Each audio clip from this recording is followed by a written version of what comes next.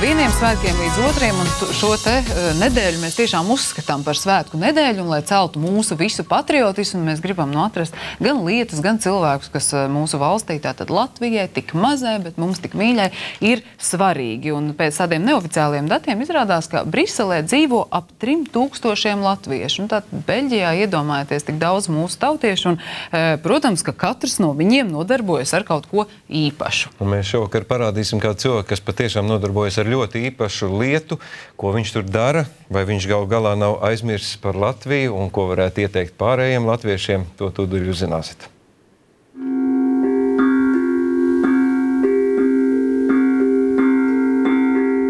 Trīsgadīgais Krišjānis deju skolā Pārts nokļuva laimīga sakritības rezultātā. Draugs, kurš bija izturējis atlasi nedēļu pirms mācību semestra sākuma, tomēr pārdomāja par studijām deju skolā.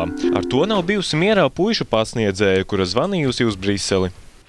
Viņi lūdza, lai nevarētu šo vietā dot nākušam latvietim, jo tas būtu ļoti svarīgi Latvijas kultūrai un tā kā Latvijas kultūras politikai, lai dejai it īpaši, lai kāds no latviešiem sāktu tur mācīties, lai būtu. 2 dienas pirms semestra sākuma puisis saņēmis ziņu no deju skolas. Mēs esam nolēmuši tev piedāvāt braukt mācīties šeit. Pēc 2 dienām sākas mācības. Vai tu būsi? Un vai tu dabūsi naudu gana laicīgi, lai sāktu mācības? Krišjānis nešauboties nosacījumiem piekritis un ir pirmais Baltijas valstu iedzīvotājs, kurš studē vienā no labākajām deju skolām Eiropā. Latvija puiša sirdī ieņem svarīgu lomu un aizmirst par savu dzimteni dejotājs nav gatavs. Latvija ir tāda mīļā, skaistā sapņu zeme. Mājas, protams, tā. Ir īpaši tāpēc, ka es tagad viņā esmu retāk, viņa paliek arvien dārgāka. Krišjānis studē laikmetisko deju. Tev katrs no puiša kursbiedriem ir no citas pasaules malas, bet visi kopā ir kā liela ģimene. Ik viens pasniedzējs ir vieslektors un bieži vien reizē arī pasaules slavens dejotājs. Laikmetīgā deja, postmodernā deja, tā vēl varētu teikt. Tā ir postmodernās mākslas veids, kas izpaužās dejā. Kā visur ir māksla attīstījusies. Cauri modernismam, cauri postmodernismam, tagad uz konceptuālismu. Tas pats ir arī dejā, kad deja paliek arvien konceptuālāka.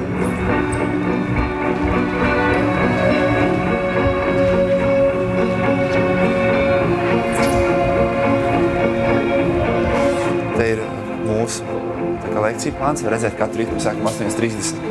Un tas iet dažiem līdz pat 19:30, dažiem tikai līdz 17:30. Kopā te ir 5 deju zāles un diezgan plašas telpas. Es zinu, kad es aizbraucu uz Latviju, man pasniedzēja teica, ka var redzēt, kad es dejoju, ka mums ir lielas zāles, un mēs esam pieraduši dejot plaši. Kad kāds iekšā strādā un negrib, lai viņi redz, viņš aiztaisa ciet. Un tā parasti viņi stāv vaļā, gan tāpēc, lai gaisma ieplūst, gan tāpēc, ka direktors, kad staigā apkārt, var uzmest uz mums aci. Mums ir tagad speciāla diēta, kurā mēs dzīvojam. Tas sauc par makrobiotisko ēdināšanu, makrobiotisko diētu. Un tas ir mūsu pavārs, vietnamiešu. Šoreiz dejotājiem galdā tiek klāti gurķi, ķirbis, burkāni, saldais kartupels un vēl kaut kas zaļš.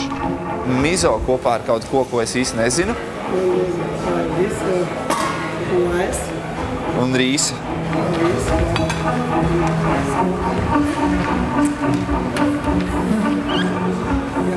Jā. Un tofu, tas ir galvenais proteīna avots mums.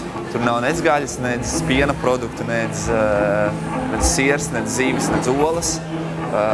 Bet ar to patiesībā kaut kā viņš ir tik labi sabalansēts, ka ar to pietiek.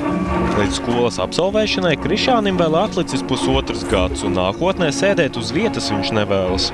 Tagad deju pasaulē arvien vairāk ir īsa kontraktu darbi. Nevis tu noslēdz kontraktu un tev viņš iet 5-10 gadus, bet tev viņš iet 3 mēnešus, un tad ir nākošais kontrakts un nākošais kontrakts.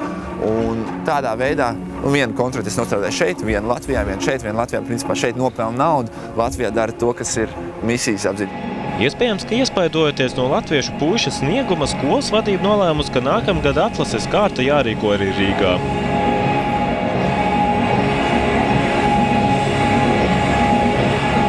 Pats Rolands Polics bez tabū no Briseles.